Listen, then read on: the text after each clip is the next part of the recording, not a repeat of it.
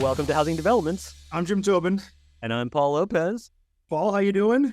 I'm doing well. First podcast of April. Yeah.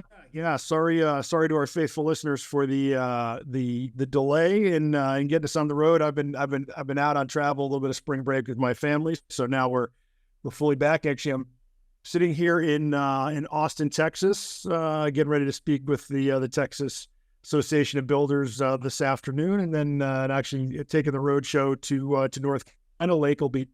Lake Coulson will be joining me down there as well to visit with our HBAs in Fayetteville and then Durham and Chatham County. So back at it. So it's funny that you mentioned Lake Coulson. He just happens to be here as our guest this week. Thank you for the invite. Hello. Yeah. So Lake, I mean, let's talk a little bit about, you've been a fairly busy man. NAHB has been a very busy organization. We're now starting to see Congress back in session. Yes. So after a little bit of a hiatus there, we're kind of ramping back up. So the past few weeks though have been fairly intense. So give us a little bit of some of the stuff that you've been working on. Well, yeah, thanks, Paul. You're right. Congress is back effectively beginning this evening for a couple of weeks, and a few big wins for NAHB. You pointed out Job Corps. Last July, if you had that tell me that we would be able to secure the full $1.76 billion that we were searching for, I would have said it would have been very difficult to get that. But we worked very hard over the course of the summer and even into this year, working with the congressional leadership, working to make sure that funding was there, and our Home Builders Institute reaps the benefit, and workforce development, big win for the association. No, congratulations. Hey, Lake, to take a couple of minutes. So, we when we do these recaps, and you'll be before the board, in a couple of weeks, or certainly when we get to the spring leadership meeting. And a lot of our listeners don't necessarily know how does the sausage get made, right? If we can borrow a line from Hamilton, but tell us, you get touched on how we talk to the leadership, and yeah, that sounds great, and we know how great the team is, and all the relationships pay off, but tell us about that the moment where the GOP House completely zeroes out Job Corps funding, $1.7 billion. That's, like you said, back over the summer. And give us a couple of the main touch points where the staff engaged, but our members engaged, and where HBI engaged. I think people understand this has been an 8 or 9 month process and campaign. I mean, really a campaign. And I think our listeners would enjoy. Kind of give us the highs and lows, where you thought we were going to lose it all. What do you think turned it? Sure, Jim. Look, the very beginning of this was that markup in July of 23 when we learned that Job Corps was zeroed out. It was the funding for Job Corps was eliminated. We immediately brought the Home Builders Institute Board of Trustees in town. We had a legislative conference to bring those members into town, to go to Capitol Hill, to talk about the benefits of Job Corps, to talk about the benefit of the need for workers into the construction industry. That was, I think, a pivotal time. I think there were a number of meetings where the CEO of the Home Builders Institute, Ed Brady, and I went up to visit with the majority whip and the majority leader. And we made the case for Job Corps and workforce funding. And I think of those two, and of course the legislative conference, even before we learned that this was about to be eliminated, or at least the funding. I look at the LegCon, I look at the time that we actually met with the Chairman Adderholt of Alabama, with our chair, Alicia Huey. I look at the legislative fly-in that we conducted with the Home Builders Institute, and I look to a couple of those key meetings that we had with congressional leadership where we demonstrated the need for Job Corps. And do you think do you think they got it the first go around, or did you have to go through several rounds? Because it seemed like a slam dunk, but it seemed every time you came back, it's like, yeah, they tell you that they get it, but the voting was a little bit, still askew, shall we say?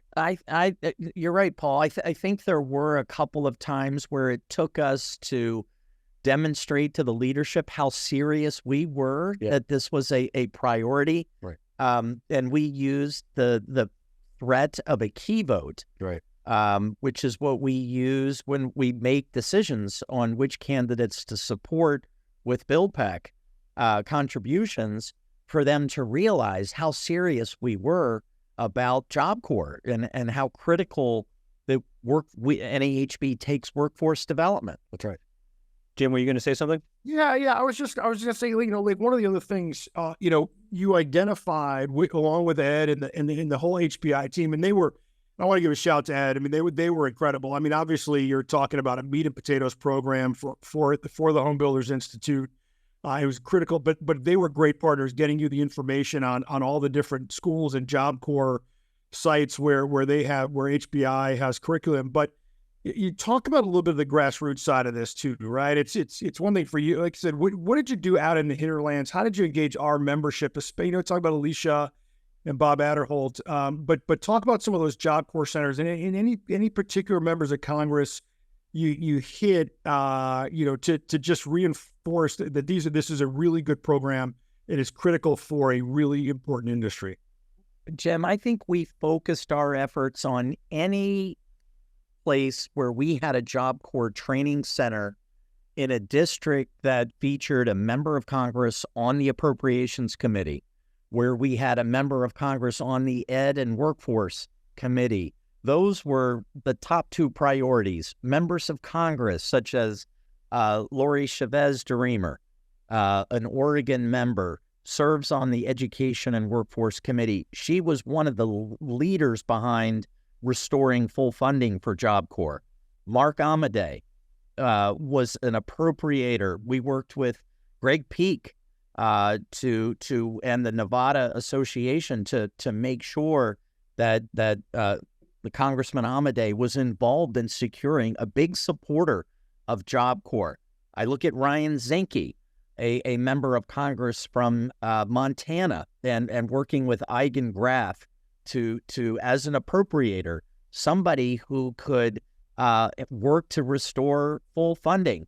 I look to Sanford Bishop, a congressman from South Georgia, who originally led the effort, worked with members like Jerry Conter to make Job Corps a priority, and the grassroots and grass tops efforts here were critical in getting members of Congress involved. Yeah, I mean, as you're talking, it's amazing to me that, the balance between, yes, the members of Congress, but also our rank and file members across the country made this happen. I mean, you couldn't do this solely in Washington. You have to get everybody involved across the country, and that's how these numbers really take effect in terms of our strength. Yeah, no, it obviously it's been a winning formula for NHB for years, but it's just nice to see it, all come together, because it's as great as our relationships are in Washington D.C., it's our members back in the districts who actually know these members back home. They're voters. We know all this. They're the ones swinging the hammers. They're the ones supplying the building materials. They're the ones who are lumber yards and the banks, right? I mean, those are the real people in congressional districts. Right. But yeah, Lake, thanks for walking through that. I think it's just a great association-wide effort, from staff to the membership to our EOs, our government affairs professionals at the state and local association. I mean, everybody just, my old adage, grab an oar and row in the right direction. This is a great win. Congrats to you and the whole team. Yeah. Well, thank you again. I'd be remiss if I didn't also call out Justin Wood, who worked, our state and local chair, who has that voice directly into Lori Chavez DeReamer, was a huge help. And some of these members made it clear, Jim, to leadership that they would not vote for the bill if Job Corps was not fully restored. So we had that working for us, and we were able to get the money fully restored in the final appropriations bill. Very nice. Yeah. Definitely a full flex. It was great. That's right. But speaking, let's talk about another flex that you made recently, right? And that's transformers. I mean, we've been chiming about this, and I know Jim's been talking about it across the country in terms of the need and just the lack of supply there. Right. Big win for us, right? Big win. Thank you, Paul. And the transformer, not so much a legislative issue, but what a regulatory. Right. We did feature this, however, during last year's legislative conference. So it does feel really good to have two of the three things that we lobbied on addressed somewhat here. The Department of Energy last Thursday issued a final regulation on distribution transformers. And we had been talking about how this was going to exacerbate the supply chain shortage on transformers. And this regulation virtually leaves the single phase, the essentially, for not to get too technical, but the 30 to 75 kVA used in the residential marketplace untouched. Right. The same steel component that was used before would still be allowed to be used in this new when this regulation. We got a delay in the rule in the effective date from 3 to 5 years. So it was a huge win for NAHB that we had gone to the department. We told them, look at what this is going to do to housing affordability. Look at what this is going to do to the cost for construction. And we had examples, guys, of developments around the country. And I know I hear a lot about them in Texas. I've heard some in California where the developments had been built, but there was lacking a transformer to turn the lights on. Right. So as crazy as that sounds, this should seemingly kind of help in the process. But now we need the administration to turn its attention to increasing the supply. Now that we fixed the regulatory part of this, now we need to find a way to increase the supply of transformers. That's right, because the ROI that we were looking at was almost nothing, right? Big downside, very little upside for anybody who looked at the actual issue saw no sense in it whatsoever. Right. So I know this was a big thing for you, Jim, as you went across the country, and I know, Blake, you've been working hard. But so let me ask you, just great wins. That's fantastic. Great exciting moment when the president in his State of the Union mentioned housing so predominantly. What's next? We're about to enter LegCon. We can talk a little bit about that. Registration's open for the spring leadership meeting, and that includes our LegCon event. What's and I'm asking both of you this because I think both of you have different perspectives. What are we going to be tackling next, and what are we facing next? Well, Paul, great lead in for the June 12th legislative conference. We need you all here to carry on and visit Capitol Hill. There's nothing more important, I believe, than having our members visit Capitol Hill and talk to their members of Congress about how we address housing affordability. How do we increase the supply of desperately needed housing? Right now, there's three themes for this legislative conference. The first is, what's the next step on transformers? How do we increase the supply? Number two, the workforce development issue. We got the full funding for Job Corps, but that doesn't mean there's not going to be another attack underway. To remember, the funding only gets us through September 30th of 2020 of this year. So we need to continue to fight for that.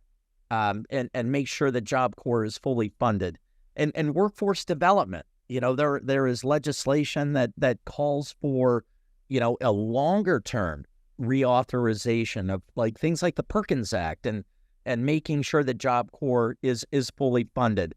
The third issue that will feature in this conference is our continuing battle on energy codes. And what does an agency's issuing a final rule to implement the 2021 International Energy Conservation Code mean to the builder? Well, if you talk to the Kansas City builders, they found out that there would be a $31,000 increase in the cost for housing construction were they to be forced to implement the 2021 IECC. $31,000 per unit? Per unit. Wow.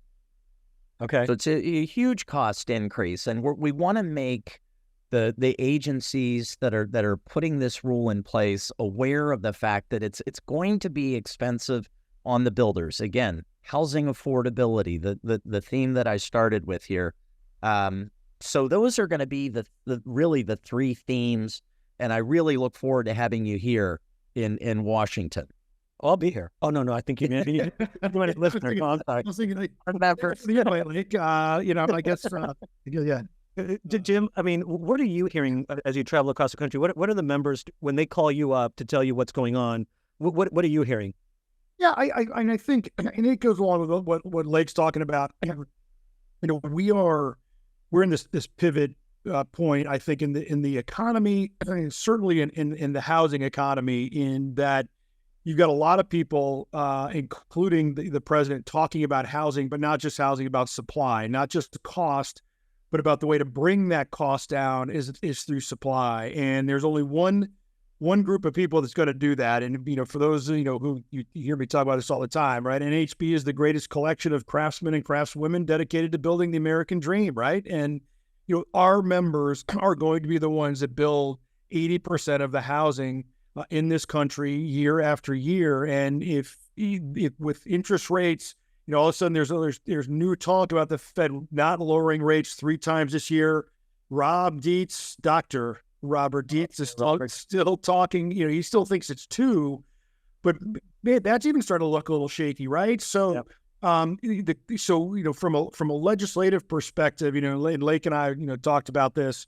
Talking about that these members who are coming into Washington, D.C. in June, that they see back home in their districts, they're the ones that are going to build this new supply, whether it's apartments or whether it's for ownership. Now is the time to, follow the president's lead. Maybe you don't agree with all of his policy proposals, but we need our members of Congress talking more about the housing solutions. And we all know the solution is supply. So what can we do to not layer on regulations, right? Lake just talked about that transformer regulation coming out on the right side of the ledger. Getting Job Corps, making sure we're getting the workforce we need. But it's also about that if we are going to solve the housing affordability crisis in this country, it's only going to be the members of the National Association that are going to do that. And everybody needs to help us accomplish that goal, because we can, which means lowering land prices, lowering regulatory burdens, land use restrictions at the local level. If everybody starts talking about these things, we can make some real headway. Yeah, no, absolutely. And if there's a theme, I think that I'm hearing from everybody is we can't rest on our laurels. There's still stuff to be done, and it's great that everyone's talking about housing, but that has to continue. And the NAHB is pushing that message between now and the election and beyond to make sure that housing stays on the top of everyone's minds. Is that fair? Absolutely. Yeah. Right. Excellent. Is this your first time on the podcast? It is. Oh, wow. Oh, well, welcome. Welcome. Yeah, we got Thank t-shirt. you. We'll review the tape, and we'll determine whether or not you get to come back. But Great. And again, a plug for the spring leadership meeting, June 12th, right, Lake, is our legislative conference day.